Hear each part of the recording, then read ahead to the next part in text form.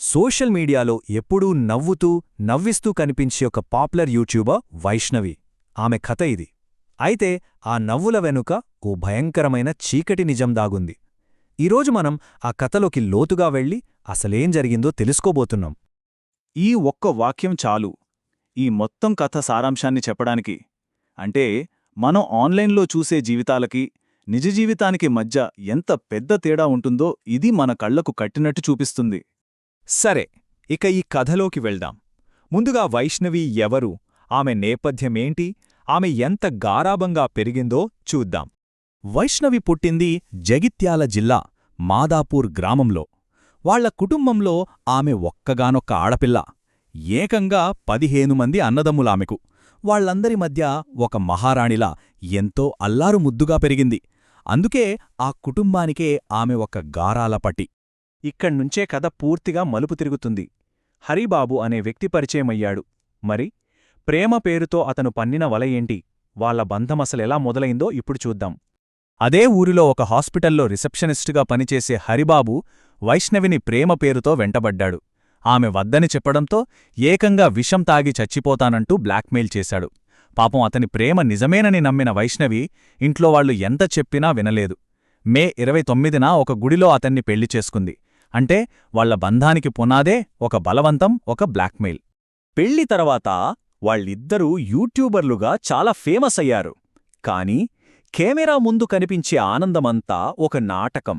Camera ఆగిపోయాక వాళ్ల జీవితంలో అసలు నరకం మొదలైంది.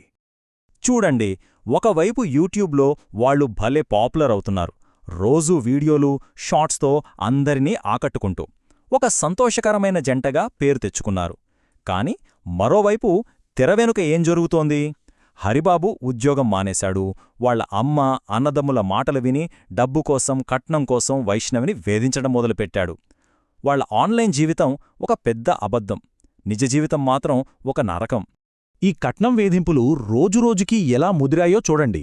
మొదట హరిబాబు కట్నమడిగాడు. కూతురు బాధ చూడలేక ఆమె తండ్రి దుర్గాప్రసాద్ అప్పు చేసి మరీ హరిబాబు పేరు మీద 2 గుంటల పొలం కొనిచ్చారు. అయినా సరే అతని ఆశ తీరలేదు. అది సరిపోదు, అదనంగా మరో 5 లక్షల రూపాయలు కావాలని వేధించడం మొదలుపెట్టాడు.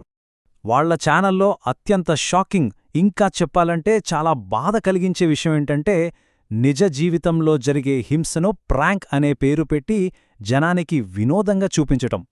వైష్ణవి గర్భవతి అయ్యాక కనీసం ఇప్పుడైనా తన భర్తలో మార్పు వస్తుందని ఎంతో ఆశపడింది. కాని వేధింపులు తగ్గకపోగా ఇంకా ఎక్కువయ్యాయి. తనకు పిల్లలు వద్దంటూ అబార్షన్ చేయించుకోమని ఆమెకు నరకం చూపించడం మొదలుపెట్టాడు హరిబాబు. ఇప్పుడు వినపోయేది నిజంగా చాలా షాకింగ్గా ఉంటుంది. అబార్షన్ చేయించుకోవాలని వాళ్ల మధ్య జరిగిన ఒక భయంకరమైన గొడవని అబార్షన్ ప్రాంక్ అనే పేరుతో యూట్యూబ్లో వీడియో పెట్టారు. అంతేకాదు, అతని ఫోన్ పాస్వర్డ్ విషయంలో జరిగిన గొడవను కూడా ఒక ప్రాంక్ వీడియోగా మార్చేశారు.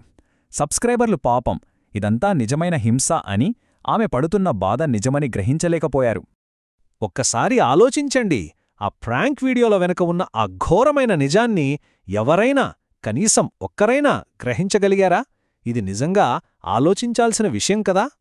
ఆ డబ్బు దాహం, అనుమానం, క్రూరత్వం, ఈ 3 కలిసి వైష్ణవి జీవితాన్ని ఊహించని ఒక అత్యంత భయంకరమైన ముగింపు వైపు లాక్కెళ్లాయి.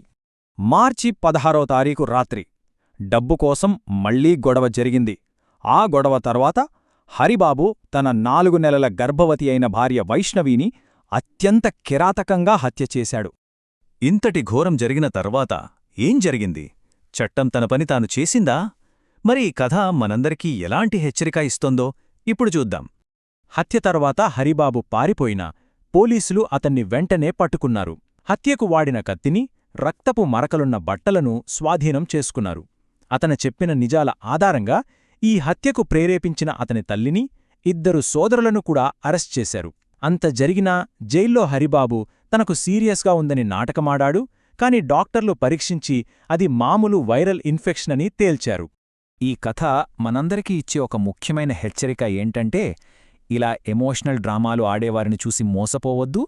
సోషల్ మీడియాలో కనిపించే ప్రతి నవ్వు వెనుక ఉన్నది నిజం కాకపోవచ్చు అనే విషయాన్ని ఎప్పుడూ గుర్తుంచుకోవాలి. ఒకవేళ ఇలాంటి పరిస్థితిని ఎవరైనా ఎదుర్కొంటుంటే వాళ్లు ఒంటరి కాదని గుర్తుంచుకోవాలి. సహాయం అందుబాటులోనే ఉంది. ఇది గృహహింస సహాయ హెల్ప్లైన్ నంబర్ 181. అవసరమైన వారికి ఈ నంబర్ ప్రాణంతో సమానం.